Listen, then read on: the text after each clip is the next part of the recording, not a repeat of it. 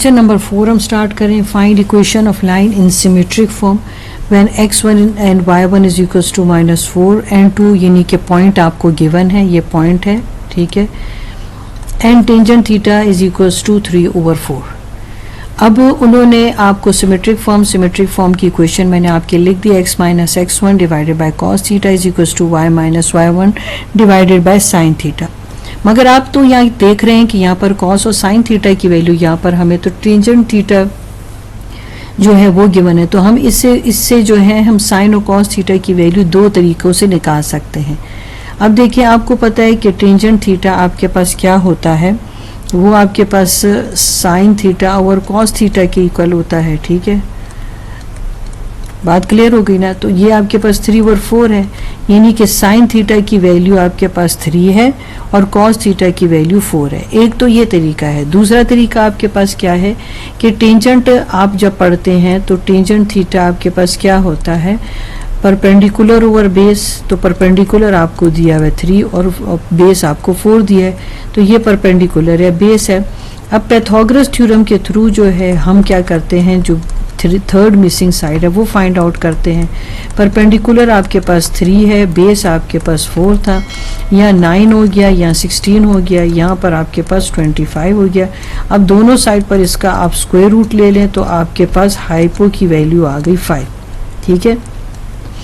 अब आप इसके थ्रू जो है बेस साइन थीटा और कॉस थीटा की वैल्यू फाइंड आउट कर सकते हैं, ठीक है। इसके थ्रू वो कैसे कि आपको पता है कि some people have sine theta है, तो पीपल में आपके पास क्या हो गया, परपेंडिकुलर, और हैव में आपके पास हो गया 5, 3/5। इस तरह curly brown hair cos theta है, तो जो बेस है वो आपके पास 4 है और हाइपो आपके पास हो गया 5, ठीक है। तो इस तरह से आपने अपने लिए जो रेशोज़ की वैल्यू है वो फाइंड आउट कर ली है, ठीक है। तो हम दोनों तरीक़ों से जो है, जो हमें जो है सूटेबल लगता है, हम उसको यूज़ कर सकते हैं, ठीक हो गया। ये अब आपको याद रहेगा, उसको यूज़ करेंगे, ठीक है, और अपना क्वेश्चन कंप्लीट करेंगे। ये आपके पास पॉइंट हो गया, x1 की जगह आपके पास आ गया -4, ये आपके पास x1 है, ठीक है, और ये x2। और cos थीटा चाहें तो आप ये वैल्यू लगा लें, ठीक है। मैंने आपको कहा था cos थीटा की वैल्यू आपके पास 4 है, और y माइनस y1 आपके पास क्या आ गया, 2 था, ठीक है। ये x1 है और ये y1 है, ठीक है। और sin थीटा आपके पास आ गया था 3, x minus into minus plus और 4, और ये आपके पास यहाँ पर है y माइनस 2 डिवाइडेड बाय 3। ये तो हो गया, मैंने इस मेथड पे आपको जो है वैल्यू कैलकुलेट करना सिखा दी, ठीक है। अब मैं इस पर भी आपको वैल्यू कैलकुलेट करना सिखा देती हूँ, ठीक है। मैंने आपको इस फॉर्मूला के थ्रू आपको वैल्यू कैलकुलेट करना बताई, जिसमें साइन थीटा की वैल्यू 3 थी और कॉस थीटा की वैल्यू आपके पास 4 थी। आपने डायरेक्ट वैल्यू सब्स्टिट्यूट की और आपके पास जो है आंसर आ गया, यानी इक्वेशन ऑफ द लाइन आ गई इन सिमेट्रिक फॉर्म में।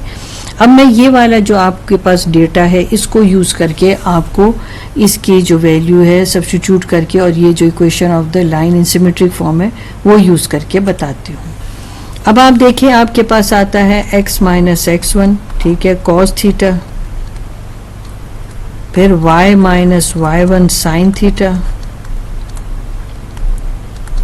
अब हम इनकी वैल्यूज को यूज करते हैं, ठीक है। पॉइंट आपके पास क्या था, पॉइंट आपके पास -4 और 2 था, ये x1 है और ये y1 है, और ये आपके पास है पॉइंट, ठीक है।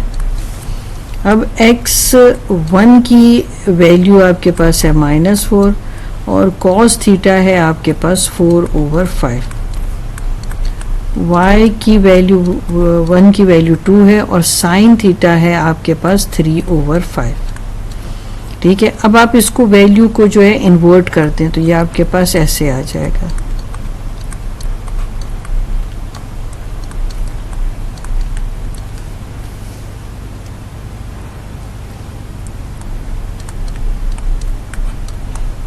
ठीक है। अब आप नोटिस करें कि ये यहाँ 5 मल्टीप्लायर है, अगर मैं इस 5 को यहाँ लेकर आ जाऊँ ये डिवाइड हो जाएगा, ठीक है। जब ये डिवाइड हो जाएगा तो आपके पास वही इक्वेशन आ जाएगी जो अभी थोड़ी देर पहले आई थी, ठीक है। ये यहाँ मल्टीप्लाई हो रहा है, ये यहाँ पे शिफ्ट होगा तो डिवाइड हो जाएगा और वही आंसर आ जाएगा। पर आपको अगर आंसर ऐसे करके लिखा है तो भी वो आंसर करेक्ट ही माना जाता है, ठीक है। माइनस इंटू माइनस प्लस 4 और ये आपको ऐसे करके लिखा जाता है, तब भी ये आंसर करेक्ट ही होता है, ठीक है ना।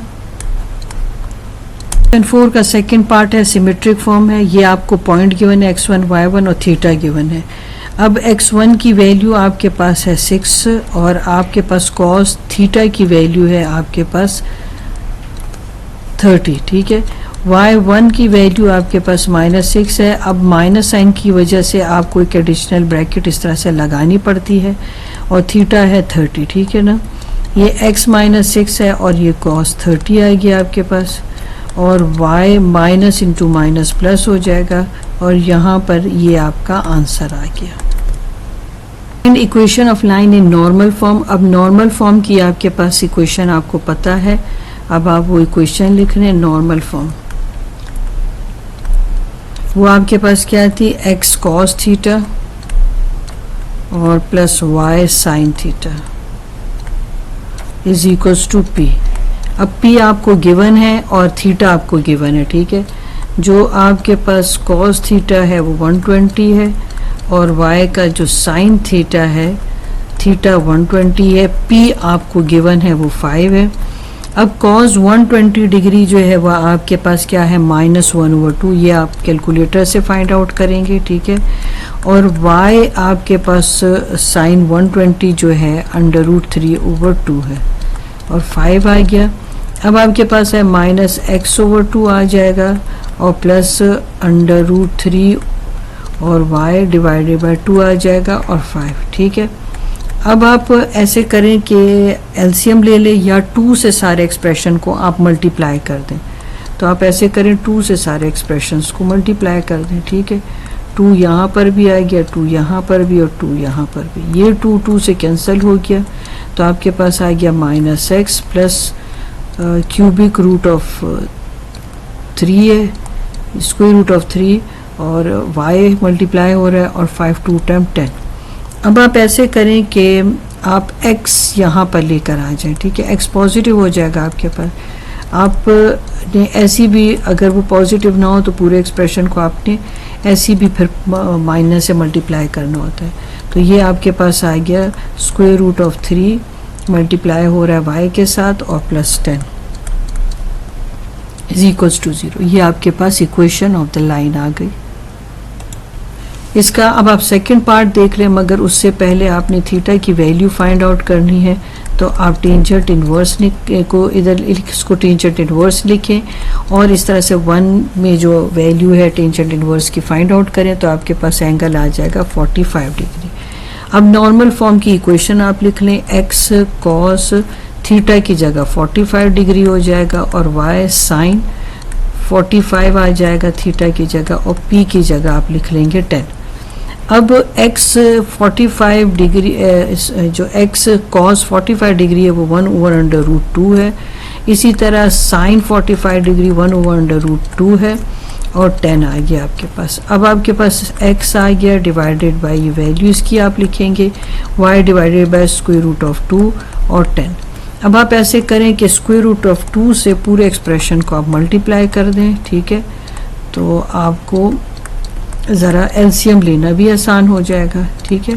Square root of 2 10 square root of 2 ये तो कैंसिल हो गए आपके पास, ठीक है। तो आपके पास आ गया x प्लस y और ये 10 को आप इधर शिफ्ट करें तो ये आपके पास इक्वेशन ऑफ द लाइन हो गई।